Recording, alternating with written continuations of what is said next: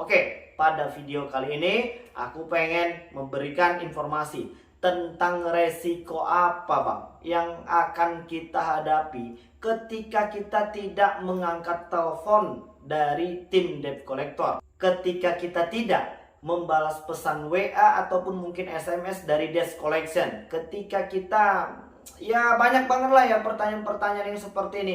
Padahal pertanyaan ini sudah pernah dan sering kita jawab di video-video sebelumnya. Tapi masih banyak saja saudara-saudara kita hari ini yang terjebak dengan aplikasi pinjol ya.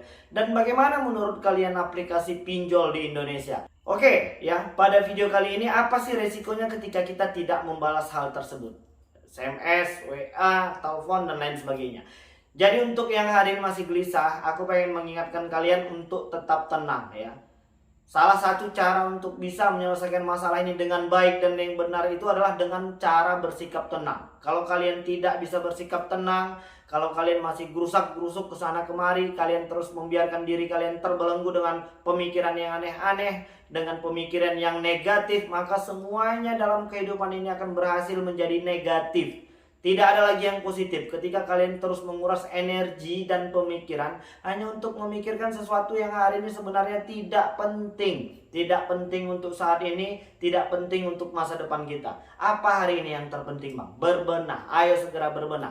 Dan ayo segera menjadi orang kaya. Jadi orang miskin itu nggak enak ya. Jadi kita harus bisa mengupgrade diri kita ini untuk menjadi orang yang sukses ya.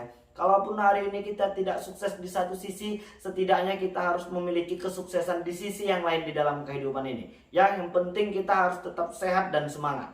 Lalu terkait tentang yang tadi Abang bicarakan, apa sih Bang resikonya ketika kita tidak membalas telepon, tidak mengangkat telepon, tidak membalas pesan-pesan dari mereka? Resiko yang pertama, kalian akan diancam ya. Itu sudah pasti dan hampir semua aplikasi pinjol seperti itu. Baik yang legal ataupun ilegal sudah pasti. Mereka akan marah dan ngomel-ngomel dan mengatakan kalian ini itu segala macam. Kalian tidak bertanggung jawab. Kalian akan dibawa ke pasal one prestasi ini itu segala macam. Sudah pasti itu ya. Baik yang legal maupun ilegal, cara-caranya hampir sama saat ini. Nggak tahu ini apakah perusahaan-perusahaan pinjol legal OJK ini memang sengaja membiarkan tim DC-nya, debt collection-nya untuk berbuat seperti itu. Apabila memang seperti itu, kita harus beramai-ramai memberikan pengaduan ini kepada pihak API ya. Kalian harus bisa mengirimkan bukti-buktinya ke DM Instagram AFPI, Asosiasi Pendanaan Fintech Bersama Indonesia, supaya aplikasi-aplikasi pinjol legal OJK yang masih melakukan pelanggaran hukum dan cara-cara yang tidak beretika bisa dievaluasi ulang izinnya ya. Apa resikonya Bang? Yang pertama tadi ancaman ya kan. Kalian akan diancam sebar data dan kalian akan diancam ini itu segala macam. Ya sudahlah, lewati segala sesuatunya itu dengan pemikiran yang tenang. Jadi bagaimana Bang terhadap ancamannya? Apabila memang melanggar hukum, screenshot kirimkan kepada pihak AFPI dan OJK ya, sebagai salah satu tanda dan bukti ada perlakuan yang melanggar hukum kepada diri kalian. Dan yang kedua, resiko hukumnya apa sih Bang ketika kita tidak mengangkat, tidak membalas dan ini segala macam? Tidak ada.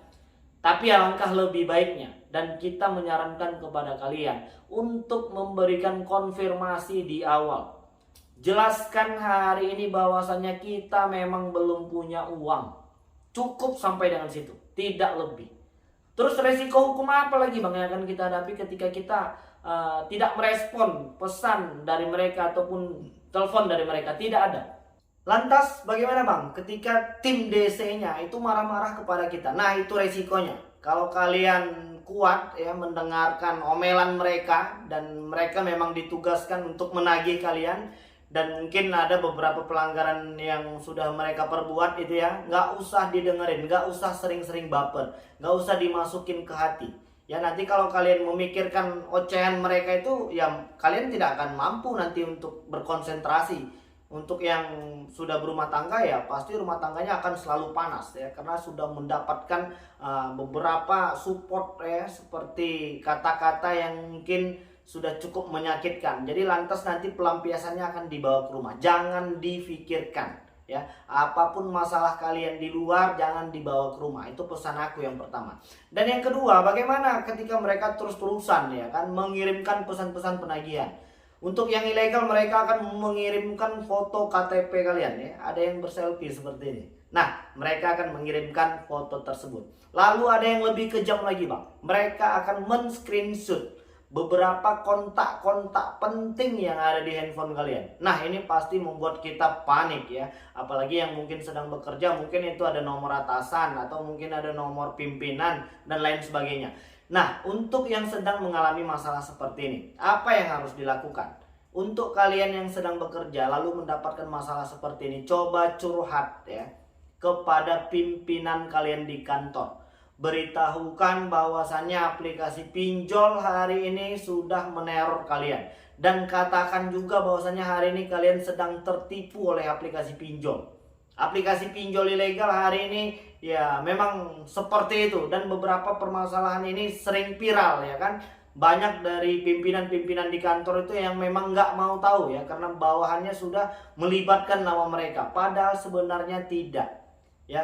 Padahal sebenarnya edukasi ini penting ya kan. Banyak dari masyarakat kita hari ini yang nggak tahu, dan mereka mengizinkan aplikasi pinjol itu mengotorisasi kontaknya, mengotorisasi file dan video, foto, dokumen, banyak banget ya. Jadi lantas semua hal yang ada di handphone kita hari ini sudah ditelanjangi oleh aplikasi pinjol ilegal. Apakah aplikasi pinjol legal OJK juga melakukan hal itu? Tidak. Dan itu tidak boleh dilakukan oleh aplikasi pinjol-pinjol legal OJK. Apa saja bang aplikasi pinjol legal OJK hari ini? Kalian bisa ngecek di video sebelumnya. Ada 102 aplikasi pinjol legal OJK yang hari ini memiliki status terdaftar dan berizin di OJK. Selain dari 102 aplikasi tersebut, maka fix itu adalah aplikasi pinjol ilegal. Coba lihat apakah tenor yang mereka berikan hanya 7 hari dengan biaya beban denda dan bunga itu yang cukup tinggi ya.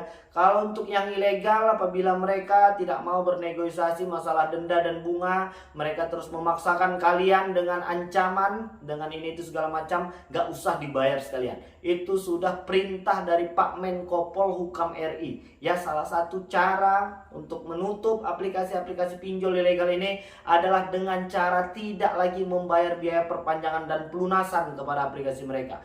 Jadi sebenarnya udah cukup jelas. Dan kalian tidak perlu khawatir, tidak ada tuntutan hukumnya hari ini ketika kalian sudah mengkonfirmasi di awal dan tidak merespon mereka lagi ya. Ketika mereka terus menakut-nakuti kalian dengan intimidasi, dengan ancaman ini itu segala macam, gak usah baper, gak usah dimasukin ke dalam hati. Yang penting teruslah berjalan pada koridor. Dan aku tetap mengajak kalian untuk membersihkan hati, niat dan pikiran, agar semua sesuatu yang hari ini menjadi masalah bisa cepat terselesaikan.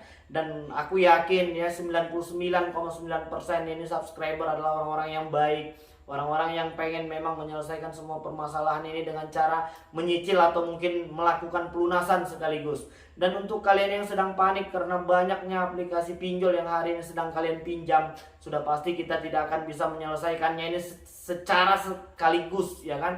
Jadi cobalah pilih ya, cobalah pilih aplikasi apa hari ini yang memang kalian sudah mampu, atau mungkin yang hari ini sudah getol banget mengejar-ngejar kalian ya kan. Apabila memang kalian sudah disebar data, maka fix itu adalah aplikasi pinjol ilegal yang tidak perlu dibayar lagi ya. Jadi udah cukup jelas ya kawan-kawan.